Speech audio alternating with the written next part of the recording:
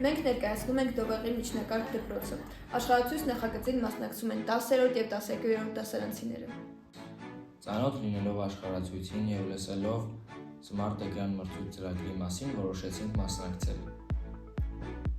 Նախագծի շրջանակներում այցելեցինք Միկոյան եղբայրների թանգարան, ավելի մոտիկից ուսումնասիրեցինք Արտեմ Միկոյանի անցած ուղին և թանգարանային իրերը։ Այցը մեզ հնարավորություն տվեց քայլել պատմության միջով և զգալ այն մարդկանց շունչը, ովքեր իրենց գաղափարներով ու ստեղծագործությամբ մեծ ազդեցություն են թողել աշխարհի վրա։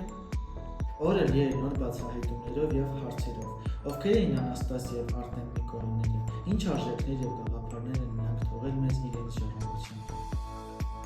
Հետաքրքրված շրջեցինք թանգարանի ցուցասրահներում, ուսումնասիրեցինք ցուցանմուշները, լսեցինք պատմություններ և փորձեցինք ինքնուրույն բացահայտել յուրաքանչյուր իրի պատմությունը։ Այցը դարձավ ոչ միայն ճանաչողական, այլև ոգեշնչող փորձառություն։ Սովորեցինք գնահատել մեր ազգային ժառանգությունը, տեսանք, ինչպես կարող են հայ անհատները մեծ գործեր իրականացնել համաշխարհային մասշտաբով։ Մեկերը մասնակցել են Եգիպտոսի, Կորեայի, Վիետնամի պատերազմներին և միշտ հաղթանակով են դուրս եկել։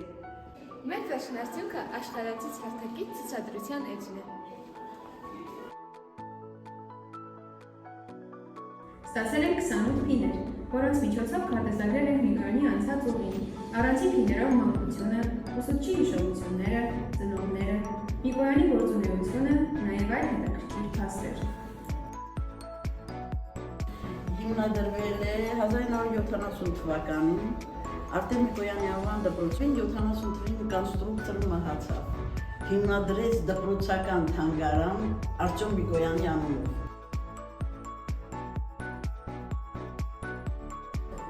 Եվ վիրահատությունը ծառայացնում Արտյոմ Իվանովիչ, ինչ կցանկանայիք։ Արտյոմ Միկոյանի վերջին խոսքերն ապրել և նորից ստեղծագործել։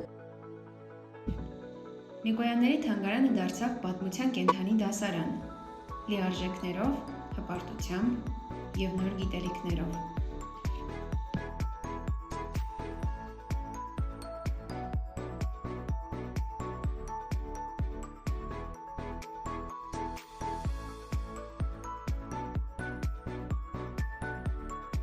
Թվականին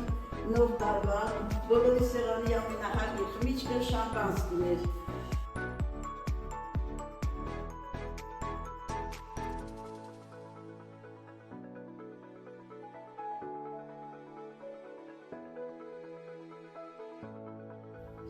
Հենց ես ուղղությամբ ֆրանսիական ֆարմանիքները